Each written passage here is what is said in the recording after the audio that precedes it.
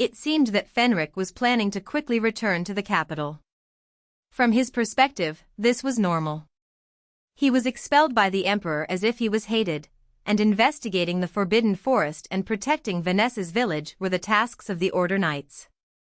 But Presepe's situation was a little different. She had to find even the slightest clue in return, but all she knew was that Precipice's father was the dragon Nidhogg.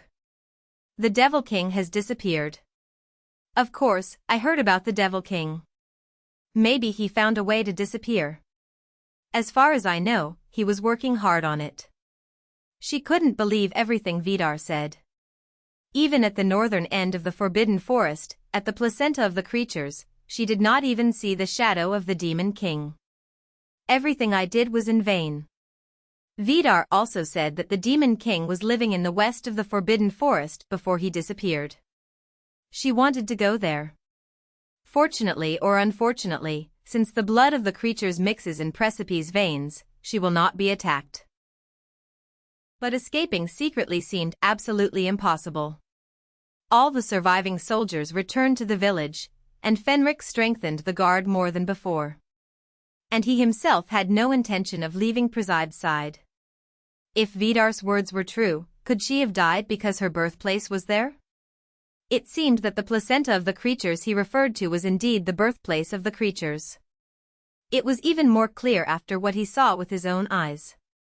And if the Devil King is still alive, the knights won't let them approach there quietly. Fenric told him that the only place he and the knights had clearly set foot was in the center of the Forbidden Forest. Last time, the force was small for investigation purposes only. If he had gotten as close as he could to the creature's placenta, the Devil King would have been in danger. Because if they found a way, killed the creatures that were still being born, and filled the swamp, he would be left alone and survival would become more difficult. But is it reasonable for them to quietly monitor this matter? Is the Devil King really dead as Vidar said? All these fears ended in the same result. So what should I do? In addition, this was his first time for secret mode, so he didn't know how Presepe met the Demon King in the game. Without programming errors. Kill Siegfried. He even chose that damned option, and stepped on Siegfried's foot hanging on the edge. There were witnesses. Even knowing that Presepe was of creature blood wasn't a good thing, but they had tried to kill Siegfried, who was described as being born to protect Atlawea, so it was unpredictable what would happen. But, strangely, these concerns were of no consequence. In the early dawn, Fenric realized that something strange was happening. He was lying on the floor next to the bed, his face contorted slightly, then he stood up. Approached the tightly closed window. When Fenric moved, Presepe sat up as well. Sir Duke? Fenric opened the window, and at the same moment, Presepe's expression changed greatly. The smell of fire, what happened suddenly? Did I accidentally burn something? Maybe food? But Presepe quickly realized that this thinking was wrong. Outside the window. Gray smoke covers the entire sky. It's the smoke rising from the Forbidden Forest. A fire. Whispered Presepe, with a pale and terrified face. It was clear even to the onlooker that this was not just a small fire. Even the villagers felt the foul smell of smoke and ran out of their homes in panic. But, suddenly and like this? Why? How? And even a fire of this size. Duke Fenric. Then Kevin's urgent voice was heard. Fenric, who was standing at the window, quickly headed towards the door to greet Kevin. With a serious face, Kevin looked at Fenric and said, "A massive fire broke out in the Forbidden Forest. What exactly is going on?" Kevin continued, "It is better to go yourself and see the situation closely, you have to understand what is happening." Fenric nodded briefly as if he understood. Then, over his torn shirt, he quickly put on his coat. "Presepe, you should stay here and rest," but Presepe's movement was faster. She had put on a coat like Fenric's, and looked directly at him. "I want to go with you. I better not be left here alone." Fenric showed some hesitation but eventually nodded. "Don't walk away from me. You know what I mean, right? Yes, I promise. After receiving this confirmation, Fenric, along with Presepe, left the residence.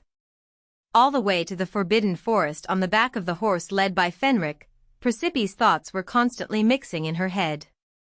Should this fire have happened at all? Is it also a software error? What about the Devil King? The closer they got to the forbidden forest, the thicker the smoke became intensified until it became difficult to breathe. When they arrived at the entrance to the forest, where Siegfried and the Order Knights were, Siegfried was waiting for them with a grim face, just as Kevin was. Siegfried advanced with the knights, and when he saw Presepe, he straightened his face a little and straightened. What's going on here? Fenric looked at the burning place with his red eyes. The forbidden forest is still burning. It seemed that Siegfried and his knights were able to extinguish the fire all the way to the entrance, but that was the limit of what they could do. We don't know the real reason yet. Siegfried sighed deeply and said, "We were waiting for the creatures to attack, so we put up guards and did maintenance. But suddenly the fire broke out, so we ran to see what happened." Of course, Siegfried didn't know why anymore, that's all he told Fenric. The fire started from the west and center of the forest, and spread quickly everywhere. We did not suffer any damage to the camp, as we were able to put out the fire up to the entrance, but we cannot get any closer. West of the forest and the center? They said that the Devil King exists in the west of the forest. There is a lake to the east of the forest, but there is no way to fetch water, and before we reach the center, we will be burned. Suddenly, a ragged scream was heard, and it was impossible to tell whether it was an animal or a creature. As you can hear, the creatures are in chaos. In the worst-case scenario, the creatures might come out of the forest to escape the fire, so we better monitor the situation from here. If the fire spreads to the village, we have to stop it. Has there ever been a fire like this before? No, nothing like this has ever happened before. However, if the entire forest burns down because of this fire, and the number of creatures decreases, Siegfried shook his head and continued, it may not be that difficult to investigate then. Investigation? Anyway, the Forbidden Forest has been a heavy burden on Atloria for a long time, and if it burns completely, it will do no harm. Rather, it will be beneficial to the villagers rather than harmful. But it must be confirmed conclusively. So, Duke Fenric, sorry for the inconvenience, can you wait until the fire subsides and go with us into the forest? Did that mean that they would be able to go as far west as where the Devil King was said to be located? Maybe they would be able to confirm the whereabouts of the Demon King. While these thoughts were running through Presepe, she looked at Fenric with trembling eyes.